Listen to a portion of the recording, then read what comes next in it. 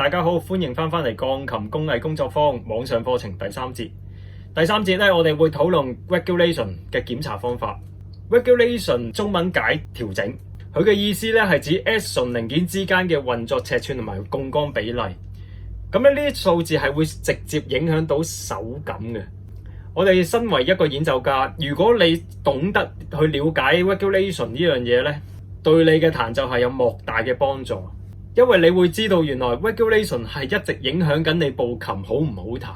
當你識得檢查嘅時候，你就可以估計而家我呢部琴出咗啲咩問題，我應該點樣去同調音師溝通，去將呢個情況去改善，亦都比較容易去表達到自己而家個手感上面咧係出現咗咩問題。有陣時音樂家話好似輕啲，好似重想重啲啲感覺好似好飄咁嘅，實在啲，可唔可以實在啲啊？而家係咪最好啊？咁其實呢啲全部嘢對調音師嚟講都係好抽象，因為手感除咗 regulation 影響到你之外，音色都會可以影響到你手感。場地嘅空間多雜物少雜物又會影響到你手感。冇錯，的而且確呢啲嘢同你調整係一啲關係都冇，但係佢的而且確係喺音量音色嘅上面影響到你嘅手感。鋼琴就係咁得意。首先我哋講一講立式琴嘅檢查方法先。Upright 嘅 regulation 第一樣要 check 嘅係 jack 嘅位置啱唔啱？點樣去 check jack 嘅位置呢？其實你係要去 check capstan 嘅高低，而唔係真係睇呢支 jack 嘅，你係睇 capstan 嘅。而家係正常嘅位置。當 capstan 高低正常 ，jack 嘅位置就正常。點為之正常啊？琴錘挨住喺 hammer rest 嘅時候，係剛剛好掂到 jack 嘅，唔會因為個 jack 太高，令到個琴錘升起咗，離開咗 hammer rest， 唔會有呢個情況。亦都唔會因為太低，令到成個頂桿掂唔到個中鼓。假設capstan 太低嘅時候，我而家擰低佢啦，你就會發覺呢一度頂桿有一個好細嘅虛位。我哋彈嘅時候咧，就會首先係彈咗呢個虛位，先至推動到琴錘嘅。有呢個情況出現嘅時候咧，你成個手感咧就好似輕飄飄咁嘅感覺㗎啦，又或者好鬆嘅感覺。如果太高咧，嘅時候咧，肉眼都睇到嘅啦，成個琴錘唔係掂住個 hammer rest 嘅，係離開咗嘅。我哋可以撳一撳琴鍵前面呢個位，你會發覺成個琴錘係識震，只要佢高咗佢就震㗎。如果啱啱好或者低咗係唔會震嘅。頂桿高咗會有咩問題咧？當你彈完一下嘅時候，放手。有冇發覺頂桿翻唔到入去？喺呢個時候你再彈第二下，你彈唔到嘅。頂桿一定要翻晒入去，你先可以彈到第二下。咁有咩因素會令到佢棘咗喺度咧？就係當你彈完之後好輕力咁放手，佢就棘咗喺度噶啦。如果你快咧，就唔會；一慢咧就棘噶啦。喺呢個時候咧，我哋就要校翻佢啦。capstan 咧，大概每1至2年咧就要擰一次噶啦。咁啊，視乎你嗰個使用量啦。如果你用得多，呢塊布就會快啲紮扁。呢個 capstan 因為係擰落去嘅啫，咁你夾得多嘛，紮得多嘛，咁樣頂得多嘅時候，佢就會慢慢就低咗轉咗落去。咁調翻轉咧，點解會高咗咧？通常係因為潮濕。呢度木材膨脹少少，呢度少少，呢度少少，加埋上去咧，佢係頂高嘅。嗱，而家係正常位置，敲佢，琴錘唔會喐，摸落去唔會有虛位，呢度唔會有虛位。擊弦距離大概係琴錘到弦線44至47 mm 呢個距離，視乎鋼琴嘅設計而定啦，冇話一個標準嘅。但係擊弦距離咧係會嚴重影響到 regulation 嘅 setting 嘅。當你個擊弦距離太大或太細嘅時候，下面咧成組嘅數字咧，你冇改變都好，出嚟成個槓桿比例都會唔同晒。大概係44至47啦，好難教大家點樣去判斷點為之一個正確嘅擊弦距離。咁通常都係我哋去做 regulation 嘅時候咧，去 set 出嚟嘅啫。所以呢度個數字都係一個概數，唔係一個實數。Lick off 我哋又叫做脫力點。Lick off 距離係點樣 set 嘅咧？首先要慢慢撳個琴鍵，個琴錘就會向前移。琴錘去到弦線有一個距離嘅時候咧，琴錘係會翻轉頭。試多次啊，慢慢撳，去到有一點翻轉頭。記住嗰一點同弦線嘅距離就係 lick off。如果 lick off 距離太大，我呢個擰一擰佢啦，可能係咁大嘅，話呢度差唔多成7mm嘅，咁大嘅時候咧，就代表支 jet 係去到呢一個距離嘅時候咧，敲個琴錘出去敲打弦線。其實而家都好大㗎啦，個數字咁遠咧，其實你彈極弱音係彈唔出聲嘅，係冇咁易彈出聲。如果 lick off 再大啲，哇，差唔多成10mm 啦，咁嘅時候即係代表琴錘喺弦線之前10mm，俾個 jet 拋出去打條弦線，咁樣就即係嘥晒你手指嘅力㗎啦。佢距離越大 ，lick off 距離越大，嘥你嘅力咧亦都越多。另外你彈極弱音，亦都唔會彈得出聲。調翻轉 lick off 如果近啲嘅時候，舉例去翻正常2至3mm，咁就代表琴錘去到弦線前2至3mm，跟住敲去弦線。咁你成個手指嘅力就可以充分咁樣喺個琴錘嗰度發揮到出嚟，就唔會嘥你力。而你彈極弱音好細力彈嘅時候咧，佢亦都出到聲啦。但係咧 lick off 距離咧會因應唔同嘅使用者或者環境各樣嘢嘅變化而有所改變，並唔係話2至3mm係最好嘅 setting。如果有啲人彈琴係比較大力嘅咧，就要 set 得大少少嘅，可能4至5mm嘅。如果有啲人嘅力係纖細啲，而個琴嘅 regulation 係可以配合到呢種咁纖細嘅力咧，你可以 set 近啲都得，你可以 set 到高音去到1.5都得嘅，只要佢唔會出現琴錘連續打弦線幾下嘅情況出現就 OK 㗎啦。因為有啲琴 regulation 係設計得唔好嘅，應該話有啲琴個設計本身唔係咁好嘅時候，佢 regulation 做到個數字唔能夠去到太盡啊。如果你 set 去 1.5mm lick off， 咁好容易就會有打冷震嘅情況出現。所以咧regulation 呢堆數字其實都唔係話死咕咕係一定嗰個數字，一定係嗰個數字。咁呢堆數字其實只係音樂家佢試完部琴，覺得呢個數字俾佢嘅手感係最舒服，所以咁樣 set 出嚟嘅啫。Hammer stop 嘅意思即係琴錘敲打弦線之後，琴錘同弦線嘅距離。咁大概一隻手指咩距離？Hammer stop 嘅距離，佢會影響到你連彈嘅。只要將 Hammer stop 嘅距離 set 得近啲咧，你連彈係可以彈得好啲嘅。但係如果佢好大嘅，咁大嘅，你個連彈咧就會好鈍噶啦。嗱，好似而家咁樣，好易死火嘅。set 翻近佢就會好啲噶啦。咁通常都係 set 10至13啦，琴廠會 set 13啦。我做 regulation 通常都 set 10嘅。跟住係黑白鍵嘅水平啦，其實用眼睇嘅啫，平就得噶啦。白鍵同鎖口目嘅高度啦，最好係20到22mm。其實呢個係一個美觀嘅作用嚟嘅。呢啲又係睇個琴自己本身嘅設計啦。白鍵嘅按鍵深度啦，大概10.1到10.5mm 左右啦，都係視乎琴嘅設計而定嘅。咁有啲歐洲琴咧，為咗想配合翻歐洲人嘅體型咧，佢嗰個按鍵深度係會 set 得深啲嘅。咁但係點深都好啦，都唔會話深到去到12啊、13、14呢啲，冇可能深到咁噶啦。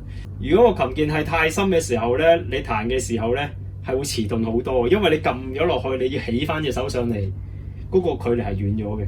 Damper 打開嘅位置，Damper 打開嘅位置又係睇翻呢個模型啦。咁就係當我哋按動琴鍵嘅時候啦，係琴錘向前移動大概16至20 mm 左右嗰個距離，即係呢度，你會 feel 到咧製音器咧打開嘅時候，你會 feel 到有下重力嘅。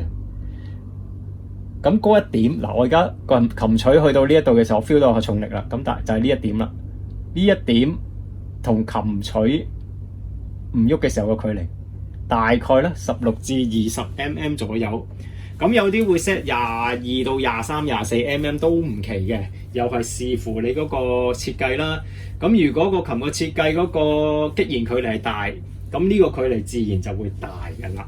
如果個製音器好早就會打開，例如個琴錘喐到你呢度，就已經 feel 到個製音打開嘅時候咧，你按鍵嘅重量個感覺就會重啲嘅。但係如果個琴錘去到好遲，去到呢度個製音器先打開，你就會覺得部琴彈起嚟又會輕啲。但係通常都唔會話 set 到咁遲先打開㗎啦。你彈完輕輕力一放手，個製音就會掂到弦線，即刻就止音㗎啦。彈起嚟會好唔舒服嘅，所以唔會有人咁 set 嘅。咁但係多數嘅人都會 set 去早啲打開啦，因為想個琴有重啲嘅感覺啊嘛。但係如果其實佢喐少少製音就打開嘅咧，你又會覺得個琴彈起嚟係冇層次嘅。雖然佢係重咗，但係你彈落去嘅感覺好空虛冇層次，又係唔好彈嘅。好多時環境嘅變化會令到鋼琴咧呢個製音器嘅距離咧係早咗打開嘅。喐少少就打開，好多時都係咁樣。Upgrade 嘅 regulation 檢查方法大概就係咁樣啦。至於三角琴嘅檢查方法，其實係會有少少複雜嘅。我哋睇一睇呢幅圖，喺調音師調音嘅時候，其實係會檢查埋一粒叫做 bedding screw 嘅螺絲嘅。而呢啲螺絲係分佈咗喺 key frame 嘅上面。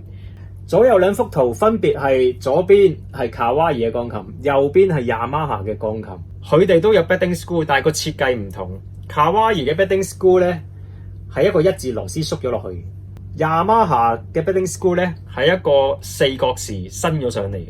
調音師喺調音之前咧，又或者調音之後咧，都會敲一敲個 key frame 去判斷 bedding screw 嘅位置啱唔啱。因為如果 bedding screw 低咗，即係深咗落去，又或者高咗伸咗上嚟，咁樣已經可以嚴重影響到成個 key frame 嗰個平衡嘅，間接就會影響埋你嘅手感 regulation 嘅數字，全部影響晒。喺我哋做 regulation 嘅時候 bedding screw 亦都係第一個要檢查要做嘅一個工序，所以呢個非常緊要。但係你要學識檢查 bedding screw 會有啲困難嘅，因為 bedding screw 咧係靠敲佢咧去聽個聲音嘅。譬如 bedding screw 一開始如果佢爭得遠嘅，一開始你敲你就聽得出㗎啦。但係如果佢真係爭少少咧，嗰個少少嘅影響就好大㗎啦，對 regulation 嘅影響好大。咁我哋聽嗰少少咧，真係都練咗幾個月㗎啦已經，所以喺呢度好難同大家講係大概點樣。不過總之，如果 bedding screw 高咗就最易聽㗎啦，你一敲落去確確聲，回音大啲。但係如果佢低咗，佢係唔係都係實嘅？啱又係實，唔啱又係實。點為之係啱咧？呢個要經驗啦。呢個要俾錢上堂啦。呢個俾錢上堂係因為我要花好多時間去解釋同埋試驗俾你睇。左上角啦，嗰粒 bedding screw 啦，咁就卡哇伊嘅要用一字螺絲擰啦。下面嗰個咧就雅馬哈嘅，就要攞一個好特別嘅，好似個小型調音錘咁嘅嘢擰啦。咁啊，右邊張圖啦，咁有啲位咧上面冇得擰嘅，一定要喺下面攞個六角匙擰嘅。咁啊，右下角嗰張圖啦，就係攞一把鐵尺去度下佢哋係咪三粒都平均。咁呢啲圖片啊，又或者檢查 regulation 嘅方法咧，其實喺網上面咧，你打 piano regulation 咧，你已經揾到㗎啦。咁佢一堆數字各樣嘢，咁亦都有教你點去檢查。卡哇伊嗰份成份好詳盡都俾你睇到添，所以其實都唔係啲咩秘密㗎啦。咁但係我喺呢度講得清晰啲同埋詳盡啲，咁同埋有啲朋友始終唔知原來有啲咁嘅嘢。下一幅圖，琴錘擊弦嘅位置，嗱同 upway 一樣嘅，做 regulation 係唔會喐呢個擊弦位置嘅。三角琴嘅擊弦位置咧，其實係同 upway 有少少唔同嘅。upway 你只要將個錘仔對到正一正三條線就得㗎啦。但係咧三角琴咧，因為你踩左邊 pedal，成個琴膽係會向右邊移。琴錘都會向右邊移。喺移動嘅時候要做到打2條或者打2條半嘅情況，所以喺對取做擊弦位置嘅時候，我哋會有少少唔同。三角琴對弦嘅時候呢，佢嘅左邊琴錘嘅左邊呢係1mm嘅啫，係只有1mm嘅啫，就好似右手邊嗰幅圖咁嘅。咁但係如果你個琴錘已經用咗好耐，有好深嘅線坑，好似左邊幅圖咁。如果你想去重新做琴錘對弦，你必須要做一個琴錘打磨，你先可以去做琴錘對線。如果唔係，係唔可以做嘅。擊弦距離 bond distance 大概係44至47mm 啦。咁咧擊弦距離咧係會受到 capstan 嘅高低而影響。咁所以咧耐唔耐咧就要 set 一 set 佢噶啦。擊弦距離一改變咧，你個 after touch 又會唔同咗噶啦。咁稍後我會講 after touch 係咩嚟嘅。咁總之佢一唔同咗咧，成個手感又唔同咗噶啦。咁所以呢個擊弦距離咧，耐唔耐就要擰翻佢啦。大概係1年至2年左右就要重新 set 一次噶啦。咁佢個距離亦都係冇一個特定嘅，完全都係跟 regulation 或者個琴本身嘅 design 啊、環境各樣嘢去改變嘅。咁但係就點變都好，都唔會變到又高又低又高又低㗎，一定係一致㗎呢啲。Jack 嘅位置嗱，呢個檢查咧全部都係抽琴膽出嚟㗎啦，所以你係未必可以 feel 到嘅。如果你想知多啲嘅，你可以睇我嗰本電子書，係講手感嘅鋼琴手感。咁咧裡面咧會有詳盡嘅文字咧去描述。咁始終有陣時我口述咧一定冇手寫咧係講得咁多。咁所以其實我鼓勵大家去睇書。講翻呢度 Jack 嘅位置有分前後高低，前後點為之標準呢？當我哋拉低個 repetition lever 嘅時候，就好似呢幅圖咁 ，Jack 同個 roller 嗰支木仔係成一條直線嘅，咁就為之正確噶啦。高低喺全身鋼琴嘅情況之下 ，repetition lever 同 Jack 你會明顯摸到會有一下低位嘅，大概係一張 A4 紙嘅厚薄，咁大概啦係0.1到2mm。但係當你部琴用耐咗嘅時候，你鼓輪有損耗。呢一個距離就會唔同咗噶啦。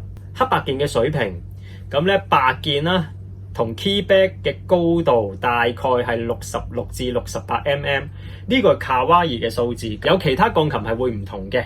黑鍵嘅高度大概係白鍵度上去黑鍵頂12.5mm 左右。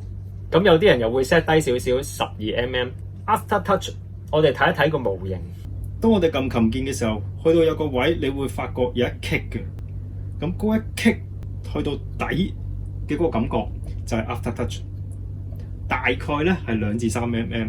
咁呢個數字就視乎每個琴嘅設計而有啲唔同嘅。After touch 係可以反映到 regulation 有冇一啲大問題嘅出現。點解會有 after touch 咧？其實就係因為當 Jack 出嚟嘅時候，同鼓輪摩擦嘅嗰個感覺，就係佢帶俾你 after touch 嗰個感覺。咁其實呢個感覺咧，又可以反映到成個 action 嘅運作係唔係暢順。如果你發覺你嘅琴係冇 after touch 咧，咁好大機會咧，你嘅頂桿咧係冇伸到出嚟。當你頂桿冇伸到出嚟去推高琴錘嘅時候咧，咁就即係呢條 repetition lever 咧係推起個琴錘啦。咁如果係用呢條 lever 去推起琴錘咧，你彈奏嗰個力咧就會大大削弱㗎啦。Lick off 距離2至3mm， 同 up位一樣啦。琴錘一路慢慢行到去弦線大概2至3mm 嘅距離嘅時候咧，佢會翻轉頭。睇多次，慢慢上，翻轉頭。低音通常會 set 3mm 嘅，中音2mm， 高音會 set 2mm 至 1.5mm。drop 咩係 drop 咧？當我哋撳個琴鍵嘅時候，琴錘慢慢上嘅時候，去到 lick off 位落翻嚟，由 lick off 位嗰個高點落翻嚟嘅嗰個距離就係 drop 嘅距離。